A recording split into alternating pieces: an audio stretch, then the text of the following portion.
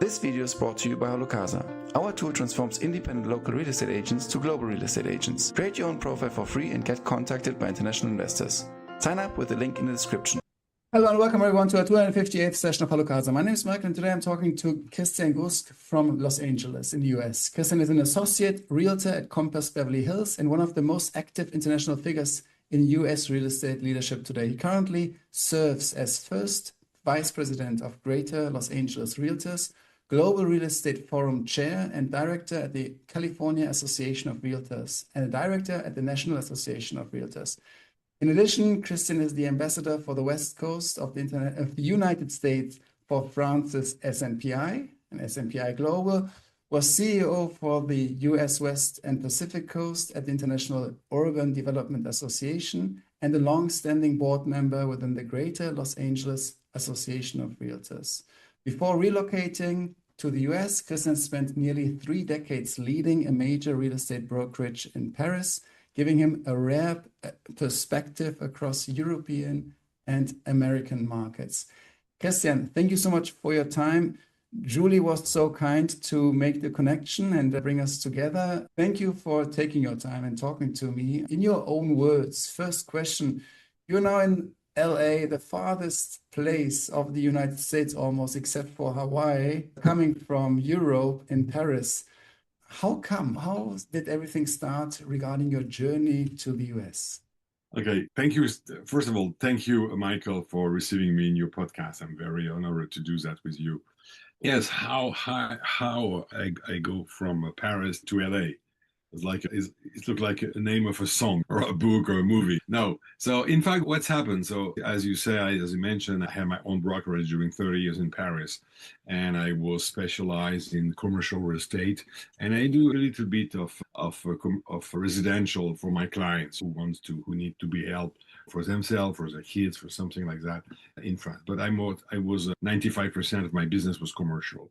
That's happened in 2005. In 2005, I came to the US for like holidays, long holidays. And I was in Miami, and I'd say, let's see what's going on in Miami in the real estate market, just to see. And it was at this moment, it was booming. It was before the big crisis that's happened in 2008. And I was beginning to flip some properties over there. Just quick things, just to see how I did. And I was so surprised and so amazed by the way in America, how business goes quick. So different with Europe and with France, especially with France. I know all the market in Europe compared to France. People were so professional. People were so quick. The thing was so easy to do. Transaction takes maybe at least 1 month maximum, and in France. So I think it's something very good. So I put my finger inside. I begin to, during 10 years, I did that. I go back and forth. I still have my company in Paris, working in Paris, and then doing real estate, not as an agent, as a buyer and seller to flip properties, like an investor in Miami. And that was really interesting. And at one moment, my lawyer told me, listen, Christian, you're going to have a problem with IRS one day with the taxes. And then we ask you, okay, you don't want to be American? What you do? You're just taking money in our country, that's it? And because I left the money in America. And I apply for a green card. It helps me to apply for a green card. I get the green card. And when you have the green card, you have no choice. Or you decide to go, or you decide to forget it. But if you decide to forget it, it's always a problem then to go back to the United States. And especially when you want to spend more than 2 or 3 times 2 months a year. It's becomes to be a problem with taxes, with the tax with France and with the tax in America. With my wife, we decided, in fact, to go to the United States. And I decided to change the market and to go somewhere else because I love to do business in Miami, but I didn't see myself living in Miami. I don't know why, but Miami. It's a really nice town. It's a really nice area. But at this time, more than 10 years, let's say 10 years ago, it was maybe a little bit different. And so I decided to go in another town, LA. So it's really far from that. And that's the way I arrived to LA. And so when I arrived to LA, I tried to begin and to say, okay, now I'm going to be, I have to be a broker or something like that, and to be able to do transaction. And they say, okay, I told them I have 30 years of experience. They say, congratulations. But here you have to begin by the beginning. And in fact, that's a really good experience. What's a good experience? Because that obliges you to reset your mind and to learn something different. So this is very good. This give you maybe make you coming back to the time you were a student. You have to learn everything. You have to learn a special language. You have to be better in English as well, and you have to do all the new things. So that was really interesting, and I've never been frustrated because people help you a lot here, especially in America, especially in all America. But in LA, it was easy to get inside. Yes. And you stayed in commercial, you also went residential in the US. How was that? This is a funny story. So you asked me, I was not prepared to talk to you about that, but that's funny. I explain you why. I explain you're gonna understand why. So I want I go in the company I am now, because I'm in the same company. So when I get in at Compass, at this time the name was not Compass. But when I get inside, everybody is prepared and get a license to be residential. Okay, to do commercial in America, you don't have to be. It's not a special license. It's the same license. But most of the people, 90% or 95% of the agent are doing residential. So I say, but I'm used to do commercial. So I ask my manager and say, because I have a manager, I was broker and I have many agents in Paris, but here I was just a new agent. And so I asked him, I want to do commercial because I have clients who maybe could be interested to invest in the US, in LA. And he told me, okay, you have to go to see the people. I go to see the people, the little group of commercial. And then when I get there, they told me, oh, yes, that's nice, very interesting. But if you have clients, give me the names and phone numbers, the email, and we will give you a referral. I say, are you joking? Are you kidding me? Is it a joke? So like in France, for example, because you mentioned SNPI, you are obliged as a realtor to be a member of a syndicate association, something like that. So I was member of the GLAR, and it was obvious I have to pay my dues and all of this. And so I look in their website, and I saw they have a commercial committee. So I say, maybe if in my company nobody wants to explain me how commercial is working, maybe I have to go over there and I will understand. So I get inside this committee like this. They accept me, of course, because they need members and they like to have new members. So I get inside and I begin to be more involved. And so I get inside maybe in at the end of 2017, something like the end of 2017. And yeah, I get my lesson 2016.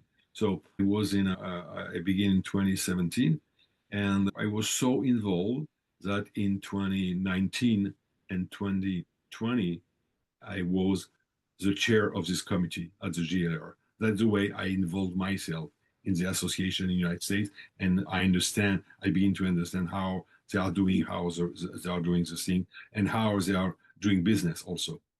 That was really a good point for me, and I think it's a very good point for anyone who is coming in this business in the United States.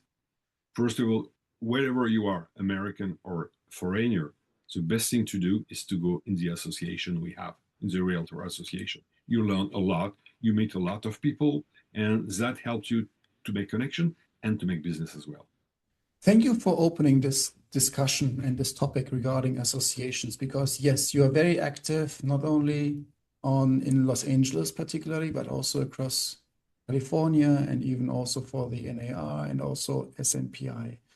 May I ask you, what is your point of view regarding the status in 2026 of the association landscape, be it overall perception, be it the marketing, be it the activities which are being conducted in order to help the members? You just mentioned it's very important for each individual to join.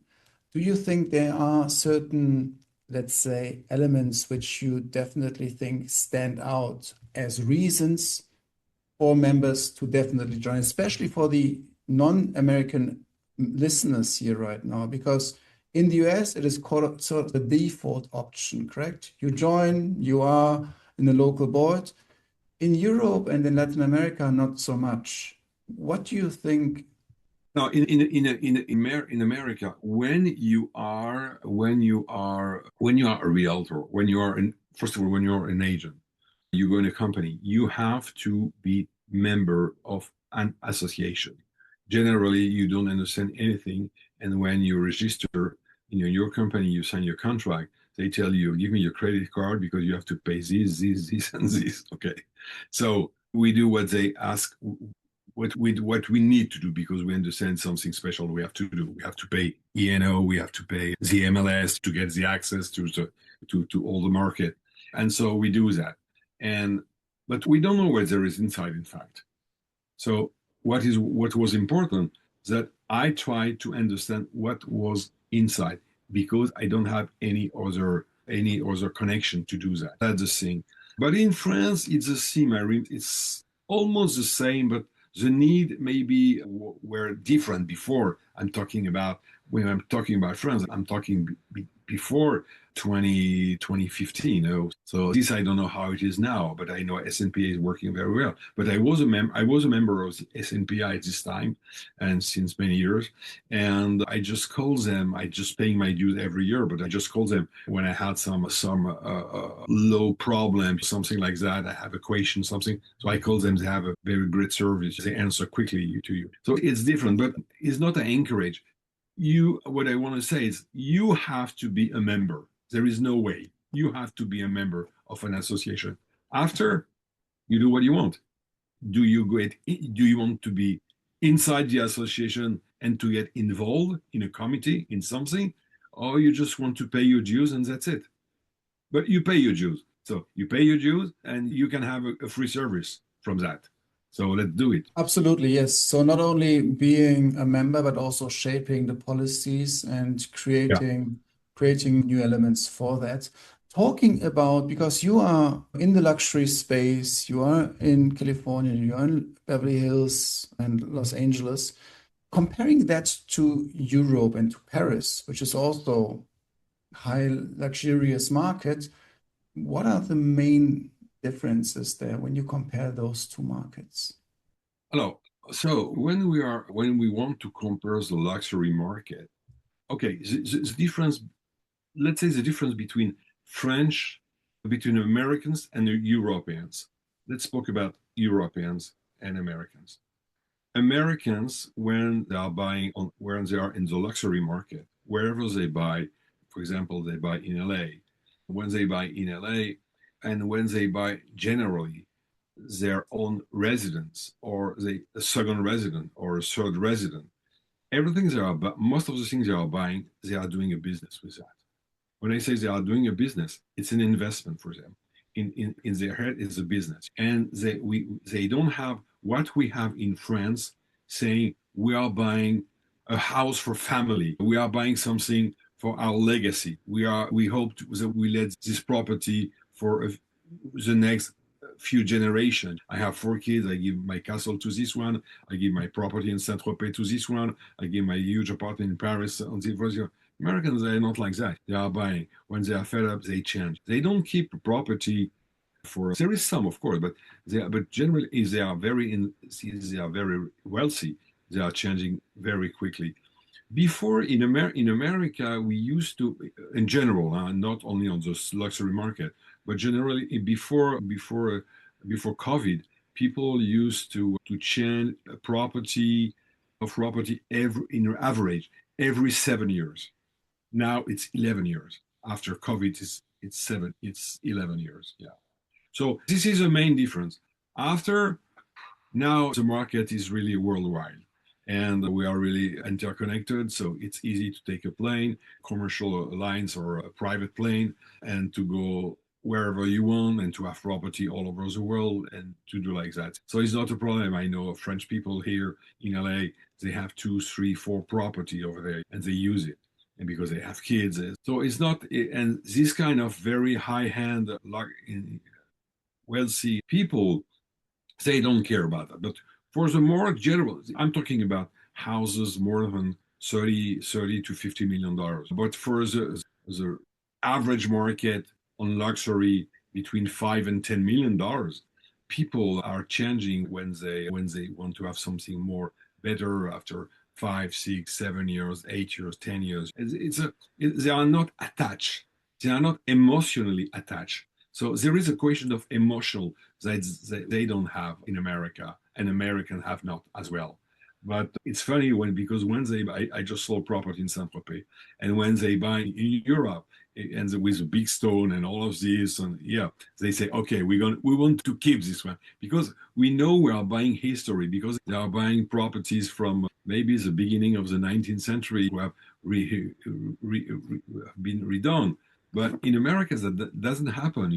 When it's not the same thing, it's not the same understanding when you are buying an apartment in Paris in a building who is coming from was being built in the end of the 18th century than when you buy a new house in Malibu or in Bel Air or in Beverly Hills who had just been done. But in America, in LA, you want that.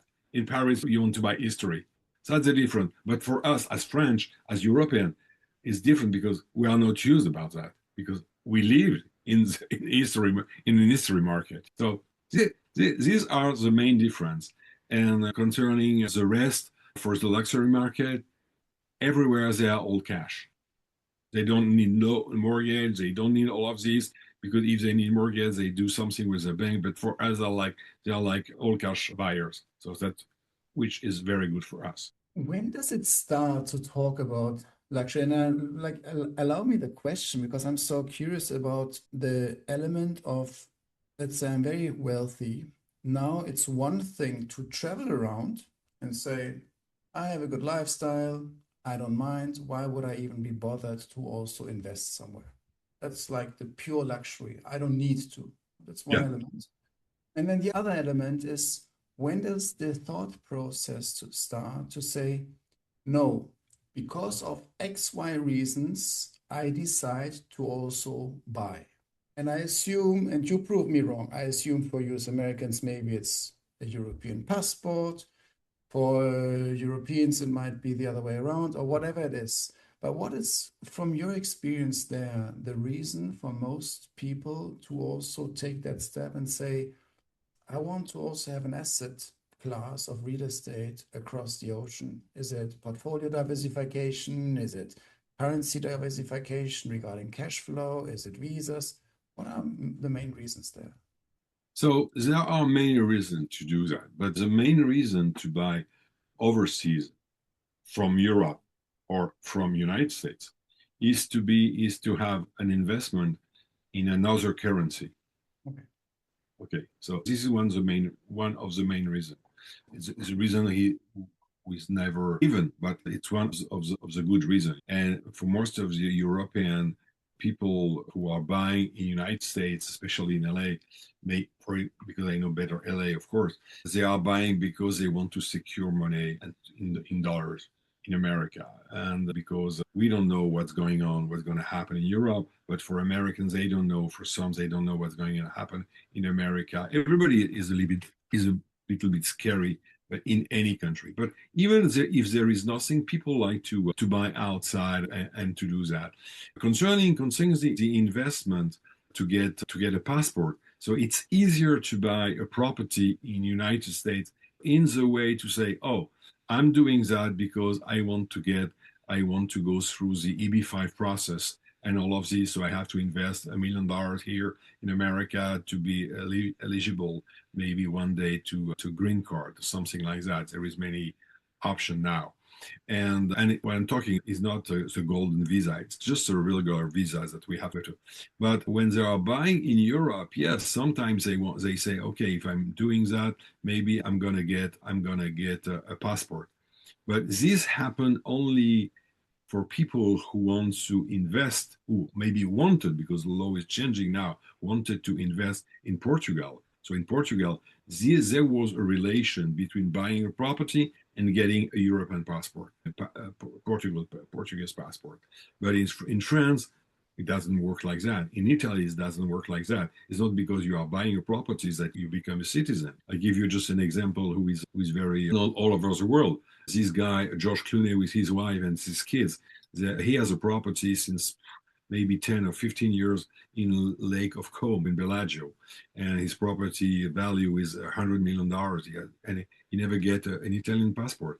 And he bought a property here in France, and he get a French passport, which make a big problem in France for the moment we are talking today, because everybody thinks that is insane because it's just a new for a few months immigrants. Yeah, so it is not immigrant anyway. So it's just so it's this, but that's so to get a passport in Europe, it's a different way, and you don't need to have a property, even a luxury property. Now, within the US, as a European investing or considering for the EB-5 visa to invest in the US, Latin Americans considering a lot Florida, and you mentioned Florida before, so you know a little bit like the comparison there. What is a reason that people say, no, actually, I want to be in California, I want to buy in California? What is actually also the advantage over there? Because we hear a lot from Florida regarding investment there. It's like for many people from the US, because of the proximity, it's the default option. But I'd like to also have reasons, and you sell us basically also from a tax point of view or from other elements, the destination of California and to invest in California. So this is a funny question. Not a funny question, sorry, I don't want to say that. But I tell you why. When you take a plane from Paris to go to Miami, it takes 12 or 10 hours flight.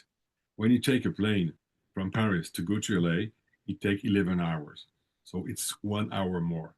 But 1 hour, 1 hour and a half, it depends on the wind, everything, you know that.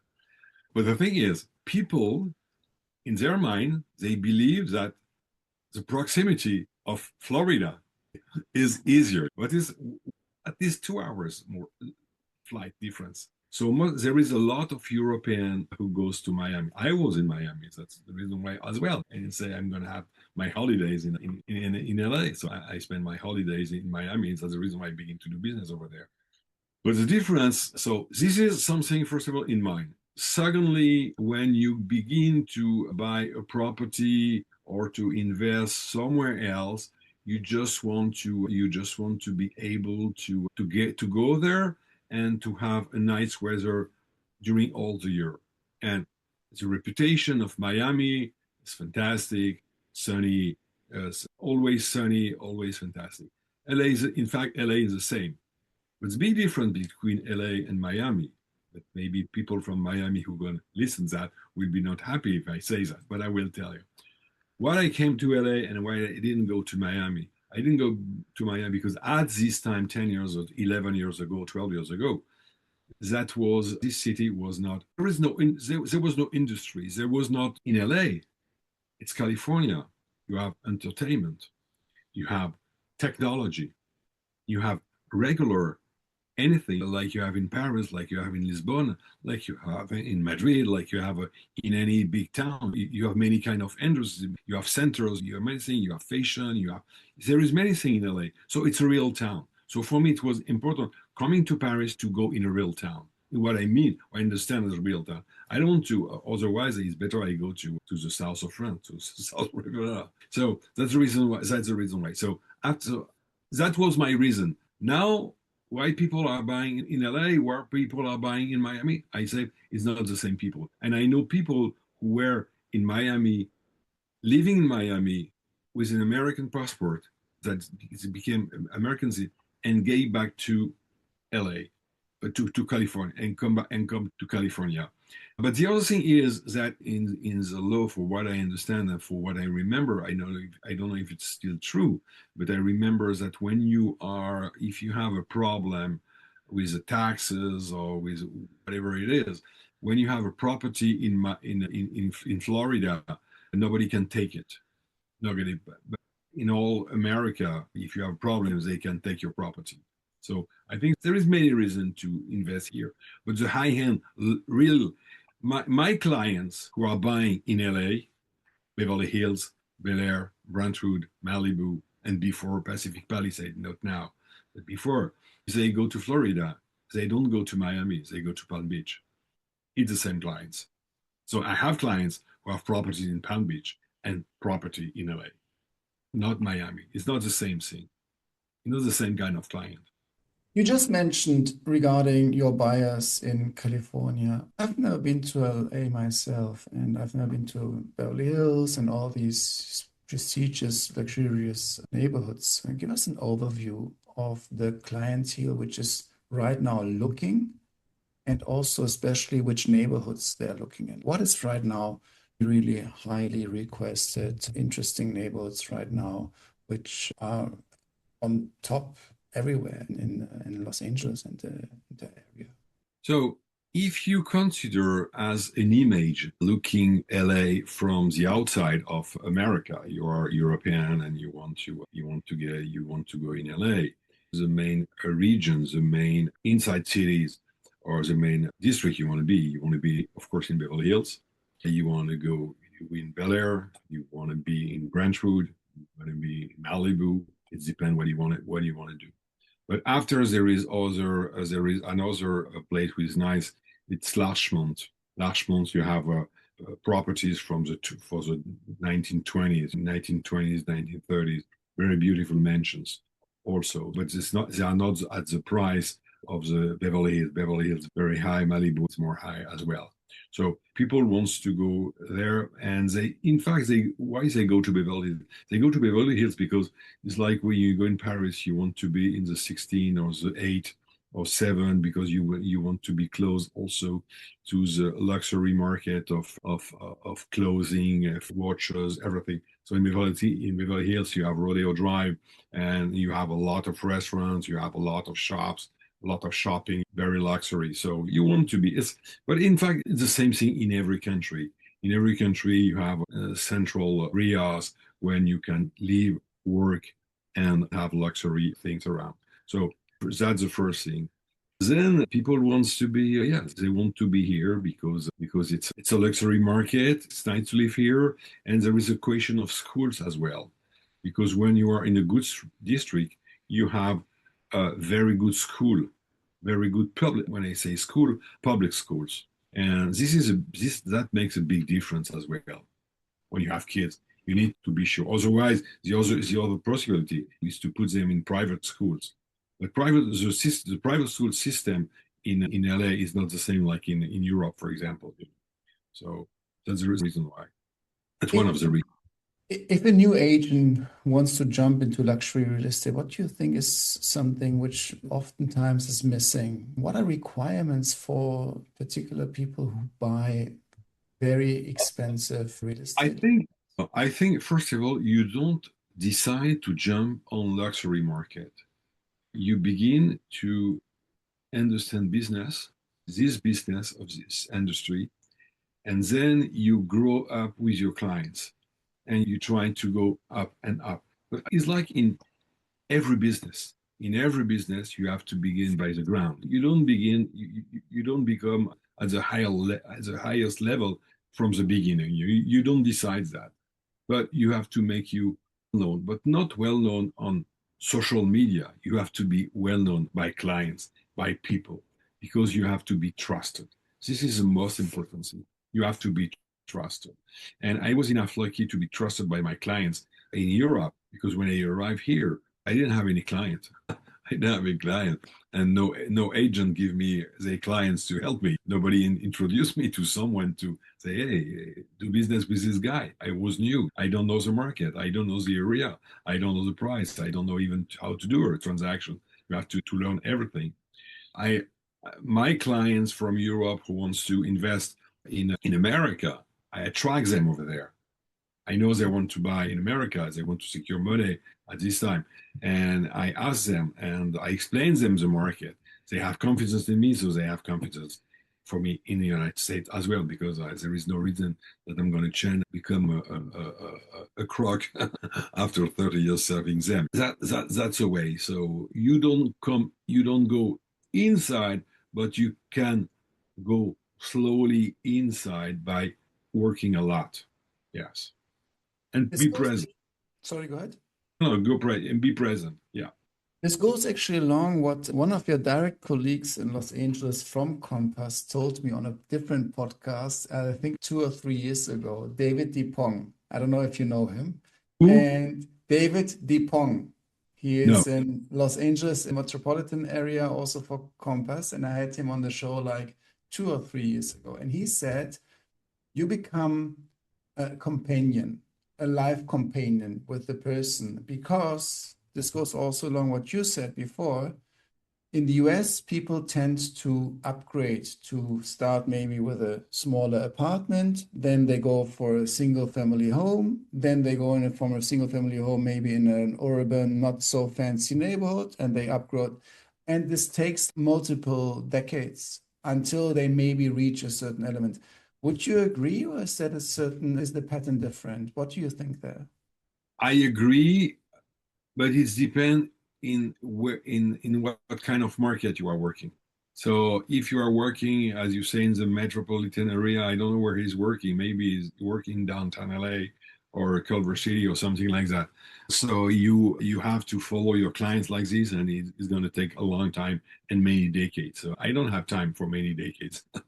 So the thing is different. So I go in the center of the wealthy in LA. So because I land directly to Beverly Hills. And so like this, you are inside the tank. You're inside the tank, and you meet only people, very wealthy people. After, you have to build confidence. You have to build something, and it's a question of who you are personally, what you bring them, what is new for them. Americans like something very new. They like when there is a new restaurant, for example, they all go. And after, when they are fed up, the restaurant can close. But then when there is something you like, so when there is a new agent coming from France with a nice French accent, they love it. They say, "Oh, I used to speak French when I was at school," even it's not true. But that's a way to do that. But there is not a receipt. I think every one of us is different, and we have to do our own receipt and know exactly what we are able to do. But the main thing, again, is to be trusted. This is the main thing, to be trusted. Just people believe in you and know that, because to buy a property, even if you buy a 2, 3, 4, 5 million property and you have the money to do that, it's not like going and buying a sweatshirt. It's an investment. It's a lot of money, and you have to pay many things. You have taxes, you have insurances, there is so many things around that you have to pay for that. And so if you miss the first sale, they will tell to all their friends, "This guy is stupid. You cannot trust him." So this is really important. This is really important, and the market is really open in America. The price, how much your neighbor pay his house, because it's public. In Europe, it's not public. Nothing is public in Europe. Everything is hidden, because it's a way to do that. But it's not. I don't agree with this. My colleague from Compass say to you a few years ago, but we have different markets, we have different own stories, and people from Compass mostly, we all come from other companies that have been bought by Compass. So Compass is buying a lot of companies every day. We buy companies now. There is a big deal today with everywhere in cars. So we are growing like that. So we come from different history, and we are all different. But yeah, that's the same. When you talk with wealthy person from Los Angeles, from Beverly Hills, and who says, "Listen, help me buy something in Paris or in Côte d'Azur or somewhere in Cannes," what do you see certain patterns there, and where you come in and say, "Listen, I have to guide you through, I have to educate you a little bit," like certain misconceptions maybe from you as Americans regarding the French market, and do you see certain tendencies regarding what they're looking for? Yeah. The first thing I ask them is to have a private conversation. So that's the first thing. So we need to settle a lunch or a coffee or something like that, or I can go to their office or whatever. And when we speak, my first question is, why you want to buy? There is a reason for everyone. So the why is including taxes problems, taxes issues. It's including you want a second property, third property for holidays. you want just an investment, where you want to buy, what is the reason. There is many reasons to buy something somewhere. So when I know where they want to buy, why they want to buy, and I have a better figure, okay, this is a real estate figure of what I need to know. I need to know all their tips. Okay. When I know all their tips, after we begin to speak about property, but before it doesn't mean anything to speak about a property. And sometimes they have they just need to buy a property because they have one of their kids who is going over there for 1-2 years, and they prefer to buy than to rent, because most of American here, in America, is better to buy than to rent, because it's easy to sell, because it's quick. But in France, when you buy something, it took 6 months when you got the offer accepted to get your money. So it's a long term. They have to understand that, and I have to explain them what it is. I don't have to lie to them and say, yeah, no problem. When you want to sell it, is you want to sell it quickly? No, that's not true. That's really not true. In Paris, in France, it's take a long time to sell something, even when you get the offer. So here, you can do a transaction all cash in 10 days. You can have the key in 10 days. Most of our transactions are 30 days. So that is the main point. So I'm asking them why. Then we go inside what kind of property, and then I drive them I explain them, and then I give this the agenda. Property, you decide one, you make an offer, take times, it's accepted, not accepted, we have discussion, at the end it's accepted. When it's accepted, we go to the notary, because we do it with notary in France, not in LA. We go to the notary, he takes everything, and from this, it takes around 3 to 6 months to get your keys. Okay, that's it. That's the things. So I have to explain them the process, how it's going to cost them, what are the fees of the notary, what are the fees of that, what are the fees. There is many fees, like in US, Portugal, Switzerland, it's the same thing here. So I have to, and when they know all of this, and it's not a question to know, it's the question to understand the process. You have to understand the process. I give you an example. What I was surprised when I came in America, that we have a title insurance. When you are doing a transaction, you have to pay, not you don't, the seller is paying, the seller is paying title insurance to ensure that what he is selling to you belongs to him. Really. He's not selling something that doesn't belongs to him. So that was a big surprise, because in France, we don't do that, for example. In France, we have the city has the record of all the buyers since the beginning of the maybe one or two centuries. So we have the history. Notaries have the history. We don't need to have to secure that. So we have to make them understanding that in Europe we have another process, and to explain why we do to this point, why we do to this point, why do this. And what I'm telling you, I do the same for my French investor when I explain how it's working here and why it's working here. And when I explain them why it's working here, I explain to them how it's working in California, because it's different in Miami, it's different in New York, different in Nevada, it's different in Arizona. Every state has its own law in America.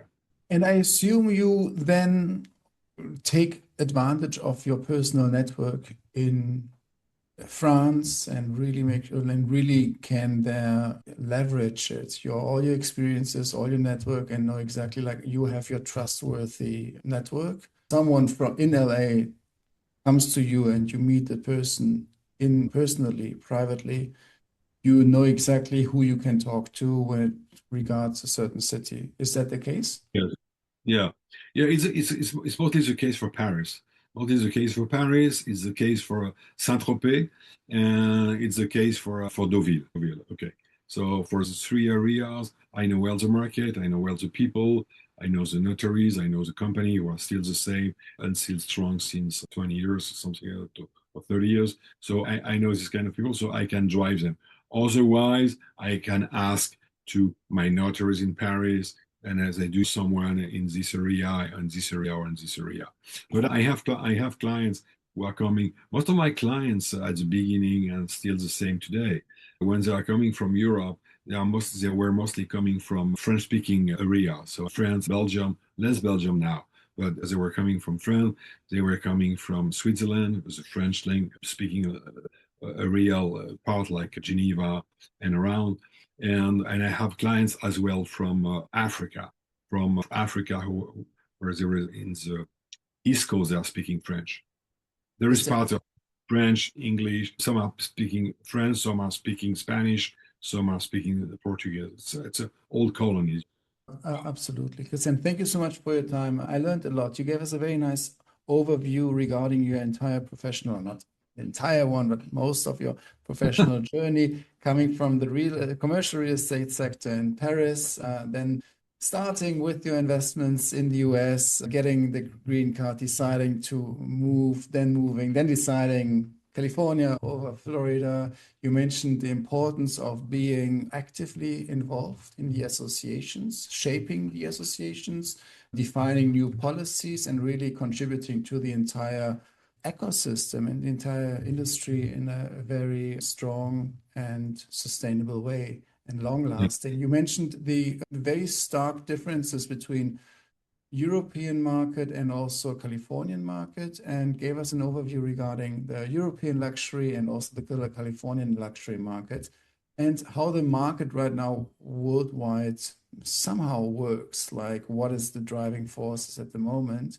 You gave us very interesting elements regarding the main reason to buy across the ocean, like outside of your main country, and you gave us the differences and the advantages of investing in California versus in Florida. You also gave us the good overview regarding the importance of being a trustworthy and credible real estate expert, and really making sure that everything is built on trust and staying confident, especially I assume that LA and the luxury market in LA, you need to be confident. And we know all that us Europeans, we have the tendency to be a bit more humble versus the US Americans sometimes. So we maybe have to be a little bit more confident. At least that's with my Swiss glasses, what I'm sometimes feeling or what I sometimes hear. And lastly, you gave us good tips regarding buying in a foreign country. Starting always with the question, why? What is the intent? What do you want to achieve? And then going from there and making sure that you can take advantage of your vast network. Apart from all these elements, is there anything else you would like to mention to the audience which we haven't touched upon today? No, I can say. I can talk that yeah, in California, it's nice to live in California. It's a very growing economy where I think we are the fourth or fifth economy in the world if we were an independent country. So but America is always growing. I just give you an example. Now the price a little bit stabilization here in LA, but during the COVID, the price increase of 20% during COVID because people want to change their way of life. This is America. They are always changing, always trying to do something new, to improve always. What I can tell you also, we have a lot of young people coming in LA, very wealthy people who have success in tech, in industry, whatever it is, coming from all the world, from Europe. I cannot give names of my clients, of course, and in America as well. And what they want to buy when they are buying luxury houses, they want sustainable houses now. They are very involved in that. They have electric cars. They want everything. Take care of the water. Take care of everything.